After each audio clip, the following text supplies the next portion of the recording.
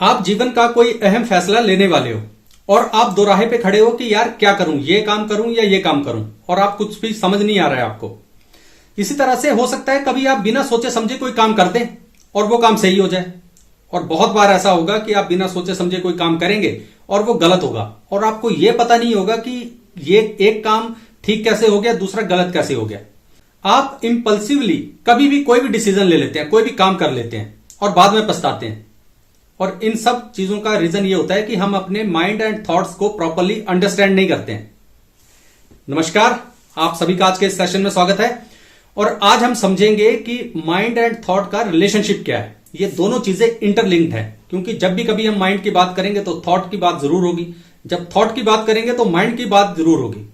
और हमें इन दोनों चीजों को, थॉट एंड माइंड को, इसलिए समझना है ताकि हम जो हैं वो अपना इमोशनल कंट्रोल और बेहतर कर सकें, जो कि अभी हम खो चुके हैं। हमें अपना इमोशनल कंट्रोल बेहतर करना है, अपना इमोशनल रिस्पॉन्स बेहतर करना है। तो पहले ना हम माइंड की बात करेंगे और माइंड को वेरी शॉर्टली अंडरस्टैंड करेंगे साइंटिफिक पॉइंट ऑफ व्यू से। एक कॉन्सेप्ट होता है साइंस में, ट्रायून ब्रेन, उसको हम बड़े आराम से समझेंगे। उसकी ना, वो कहता है कि हमारे दिमाग की ना 3 लेयर्स हैं। तो उसमें से जो पहली लेयर है ना, सबसे बेसिक लेयर और सबसे डीपेस्ट एंड ओल्डेस्ट लेयर जो है वो है रेप्टिलियन ब्रेन की। आपने एक कॉन्सेप्ट सुना होगा, कहानी सुनी होगी कि जीवन जब भी उत्पन्न हुआ धरती पे तो महासागरों से निकला, सागर से जीवन की शुरुआत हुई। तो वहां पे मछलियां होती थी, वो बाहर आई और धीरे धीरे पनपने लगा जीवन, कुछ इस तरह से चलता गया आगे काम, ठीक है। तो रेप्टिलियन ब्रेन जो होता है वो ओल्डेस्ट पार्ट है, और ये जो कंट्रोल करता है वो हमारा फाइट और फ्लाइट रिस्पॉन्स कंट्रोल करता है। कि कोई भी काम है, अगर कुछ कहीं पे धमाका हो गया तो एकदम से आप या तो वहां से भाग जाओगे या फिर आप देखने लगोगे कि यहां पे हुआ क्या, आप उस तरफ जाओगे।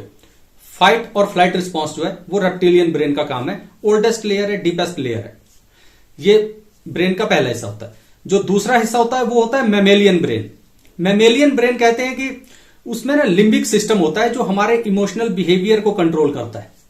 कि भाई अभी भूख लगी है, भूख खाना खाना है, तो अभी रिप्रोडक्शन करनी है, सेक्स करना है, लव है, सैडनेस है, हेट है, ठीक है, डिस्गस्ट है, ये सारे इमोशंस, इनको कंट्रोल करता है हमारा मैमेलियन ब्रेन।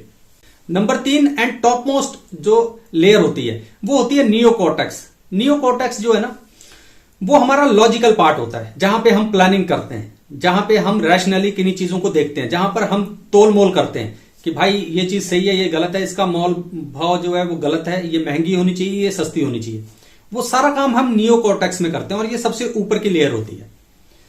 तो ट्रायून ब्रेन का कॉन्सेप्ट मोटा मोटा ये है, बस हमने सिर्फ इसको इतना सा ही समझना है।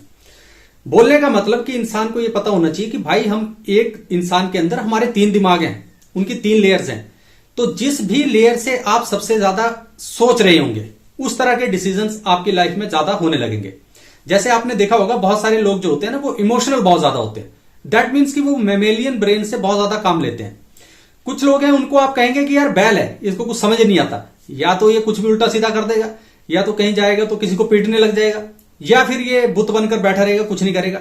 मे बी उसका रेप्टिलियन ब्रेन ज्यादा हावी हो, उसका इमोशंस इतने ज्यादा नहीं है। कई लोग आपने देखे होंगे कि यार ये तोलमोल बहुत करता है, ये लॉजिकल बहुत है, हर एक बात पे पूछेगा क्यों हुआ, कब हुआ, कैसे हुआ, किसने किया। तो उसका हो सकता है जो नियोकॉर्टेक्स पार्ट है वो बहुत ज्यादा एक्टिवेट रहता है। तो मेन बात यह है कि जितना ज्यादा बैलेंस आपका इस माइंड की इन 3 लेयर्स में होगा उतना ही बेहतर आपका जीवन होगा। जब दिल से काम लेने की जरूरत है दिल से काम लीजिए, जब दिमाग से लेने की जरूरत है दिमाग से काम लीजिए। बस यही एक सिंपल सी बात है। लेकिन अब बात आती है कि ठीक है, ये ब्रेन तो समझा दिया, हो गया, क्या है ये नियोकॉर्टेक्स वगैरह, लेकिन भाई ये थॉट्स को कैसे, विचारों पे कैसे कुछ किया जाए।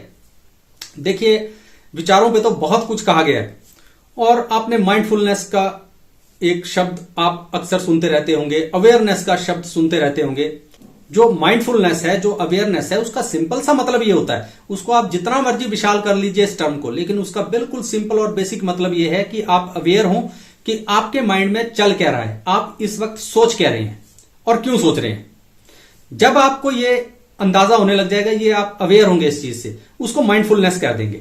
तो जब भी आपने अपने थॉट्स को अंडरस्टैंड करना है तो उसको आपने ऐसे अंडरस्टैंड करना है कि आप अपने थॉट्स के प्रति अवेयर हो, बस इतना काम करना है। तो तो जब भी आप अवेयर होंगे ना, तो आपको पता लगेगा कि यार मैं ऐसा क्यों सोच रहा हूं, और मैं बड़ा बेवकूफ आदमी हूं, मैं ऐसा सोच ही क्यों रहा हूं, मैं तो बहुत गलत सोच रहा हूं। आप अपने थॉट्स को अंडरस्टैंड करने लगेंगे, क्योंकि आपके जो थॉट्स होते हैं ना, उन्हें आप अपने दिमाग में आना रोक नहीं सकते, और उनको रोकने की कोशिश भी मत कीजिए। जैसे एक एक्सपेरिमेंट आपने देखा होगा कि हाँ, बंदर के बारे में मत सोचो, तो आपका दिमाग बंदर के बारे में ही सोचेगा। तो इसका मतलब कि आप तो अपने थॉट्स को कंट्रोल नहीं कर सकते, वो तो आएंगे आएंगे। आपने काम ये करना है कि उन थॉट्स को प्रॉपरली एनालाइज करना है अपने दिमाग में कि ये मेरे क्या सोच रहा हूं, और फिर उनकी जड़ ढूंढनी है कि मैं ये क्यों सोच रहा हूं।